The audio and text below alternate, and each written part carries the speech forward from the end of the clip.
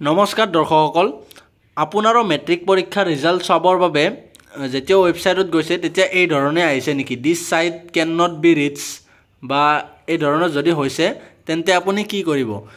যদি আপোনাৰ মোবাইলত এই ধৰণৰ সমস্যাটো আহি আছে তেন্তে আপুনি প্ৰথম কাম হ'ব আপুনি নিজৰ যেটো ব্ৰাউজাৰ ইউজ কৰি আছে তাতে হিষ্টৰীখিনি ডিলিট কৰি ল'ব ডিলিট ব্ৰাউজিং হিষ্টৰী তাৰ পিছত আপুনি ক্লোজ অল ট্যাব মাৰি দিব অল ট্যাব বিলাক ক্লোজ কৰি তাৰ পিছত আকৌ এবাৰ সাৰ্চ কৰিব যদি এই ধৰণে আপুনি পাৰা নাই তেন্তে এটা বেলেগ ব্ৰাউজাৰ খুলি চাব বেলেগ ব্ৰাউজাৰ ধৰি লওক মই মাইক্ৰসফট এডজ ব্ৰাউজাৰ খুলিম এতিয়া মাইক্ৰসফট এডজ এটো এডজ ব্ৰাউজাৰটো খুলি ল'ব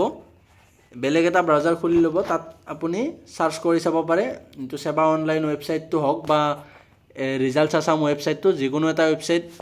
এই ব্ৰাউজাৰটোত খুলি চাব পাৰে যদি এই ব্ৰাউজাৰটো নহয় তেন্তে আপুনি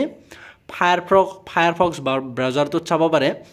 যদি তাতো নহয় তেন্তে কিছু সময় অপেক্ষা কৰক এই সময়ত বহুত মানুহে একেলগে ৰিজাল্ট চেক কৰি থকাৰ বাবে এই সমস্যাটো হ'ব পাৰে গতিকে আপোনালোকে কিছু সময় অপেক্ষা কৰক পিছত পাই যাব